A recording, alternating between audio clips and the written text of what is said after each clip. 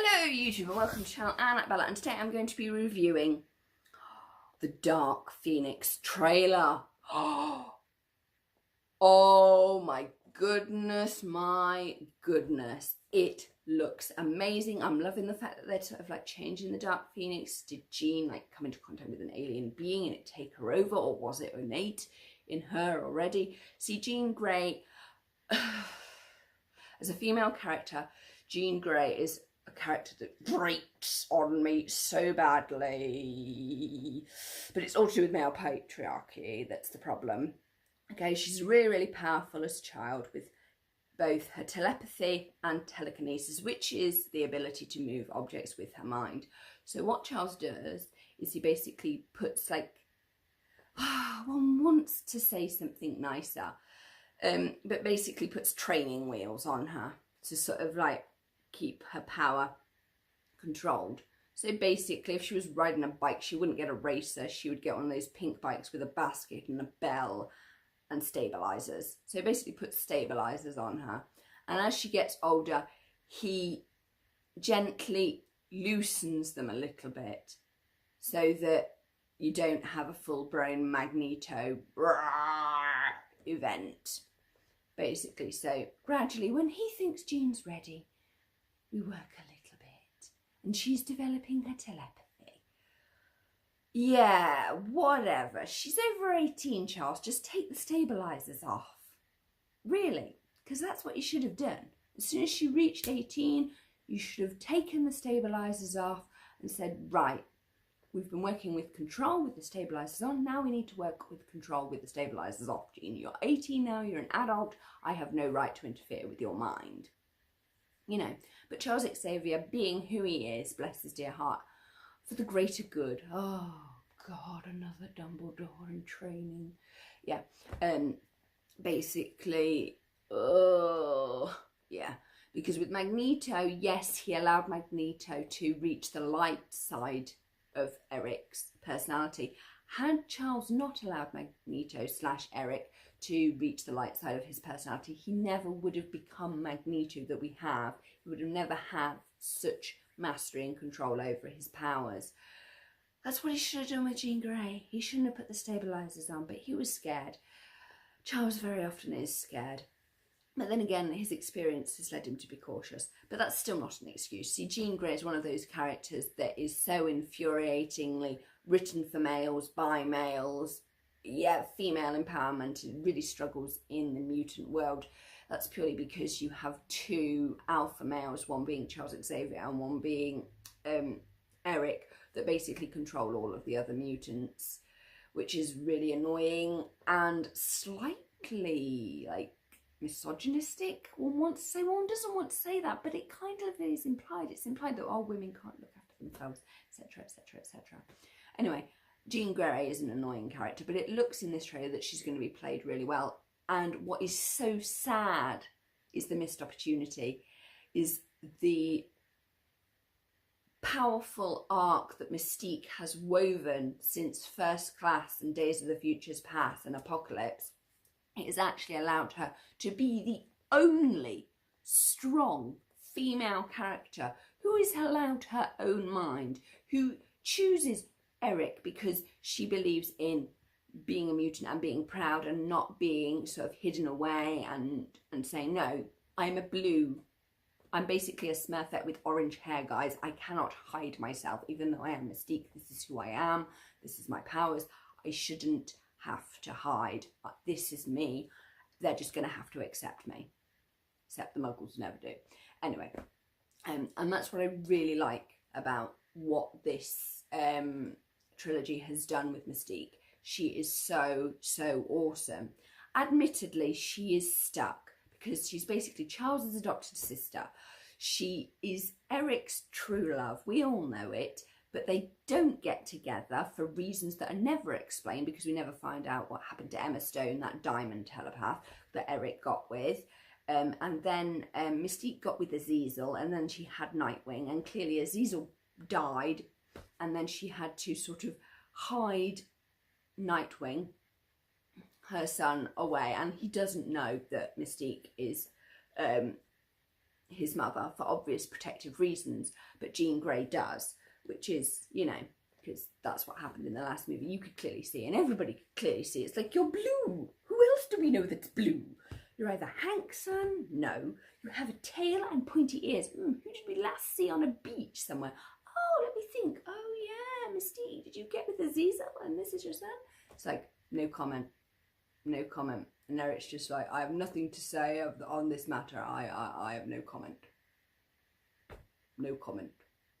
And Charles is just like, but Eric, weren't you? Yeah. So clearly that went.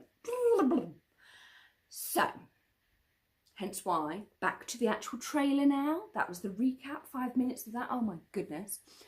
Back to the actual trailer. So you have Hank McCoy in full-on beast makeup, weeping in the rain over a grave. I think it's fairly obvious that it's Mystique, because him and Mystique had that click, click, click, and then Magneto got in the way because he was like, no, I'm going to have Raven. Raven's going to be my girlfriend. And then he met Emma Stone and was like, actually, I'm going to date her, but you're still going to work for me because we love each other.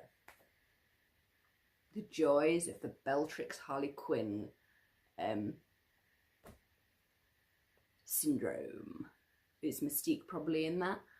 Traditionally in the comics, probably yes, but actually in this trilogy, she is seen as independent. I love the fact that Storm had pictures of Mystique up as like a freedom fighter. I really love that. I think that sums her up so much and actually gives her power within her own right, besides Charles and Eric, who basically ping pong, ping pong, ping pong. Mystique's just like, you know what, screw you guys, I'm going to do what I want anyway, and you're just going to have to deal with it because you both love me. Whatever. That was just really bad. So that looks good. Then you have like a grieving Charles. Then you have Eric, who's kind of gone like catatonic. I've lost her. I never told her I really loved her. Oh, but we couldn't be together because she's like a blue person. And it would have been bad, and we'd have just been like, oh, it'd have been too visible, and we wouldn't have been safe. And Charles would have just been like, stop banging my sister. Yeah. So basically, maha to that. But it does look very good. It does. And I think that that's going to be really, really good. It's not going to be like the last one when you had Hugh Jackman as Wolverine. And it was more of a subplot thing, and he had to stab her, and it was, oh, the pain, man, the pain. But this Dark Phoenix looks like it's going to be about the whole of the X-Men. She goes to, Jean Grey as Dark Phoenix is really, really struggling to control it. She goes to see Magneto, and then Magneto's like, you didn't come here to learn, you came here to ask for permission. It's like, why does Jean Grey need to ask permission from Magneto to become Dark Phoenix? Like, really? Why? Ah, she's still got the psychological stabilizers on, rocking in corner. The woman's nuts. This is the problem. Mystique wouldn't have asked permission. She just would have done it. Yeah, Jean Grey is one of those frustrating characters because she has absolutely no personality. She's controlled by men. She's fought over by Wolverine and Cyclops as a love interest. And then you have Magneto and Charles all trying to control her. And it's so annoying. But yet we have the wonderful Storm. Storm is a character I absolutely adore because she followed the path of Mystique. She had Mystique Freedom Fighters on her wall. And basically, I'm going to follow my own path. And it's going to be great. When Charles Xavier dies, I'm going to be basically running the Xavier School for the Gifted. Because I'm awesome. And my own person, and have never allowed anybody to control my powers or my psychology, unlike Jean Grey, who is basically a Mary Sue doormat. That's basically it, unfortunately, because I find Cyclops really, really dull. He's like dry toast boy. Really, really dull. Give me Magneto, give me Mystique, give me Charles Xavier, but do not give me Cyclops. He's just so annoying. Really. Anyway, I really enjoyed the trailer. I thought it had some really good concepts. I love the fact that we actually see them all in mutant control with the collars on, and Eric's just like, this is just so humiliating. I've been here before. This is just like, oh.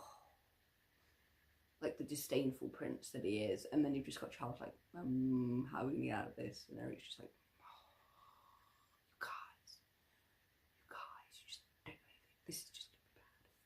I really like that. So yeah, I think it's going to be an awesome movie. Check it out. Yes, it is a tad annoying if you're a woman, and it's probably going to fail the feminist test at some point. But at least it has two women talking, possibly not about men, about their powers. And then Jean blows her top and kills her. Why? It's like the worst thing ever. Don't kill Mystique. Mystique is awesome. She's a goddess on Earth. Yeah, all worship Mystique, basically. She's a brilliant freedom fighter. That's how the X-Men should be. So if you've enjoyed this / review or recap or review of how I find some X-Men characters really annoying, Wolverine is awesome. He's just awesome. He's over there with Eric and Mystique in the awesome category. Hank McCoy as Beast is lovable, but oh my goodness, he's just sort of like a big pet for Charles. I mean, basically what happens is Charles exchanges the Raven pet for the Beast pet, in short. Because Charles is all about control and moderation, people. Oh, yeah, whatever. Hope you've enjoyed this review of the trailer. Check it out because it is an awesome trailer.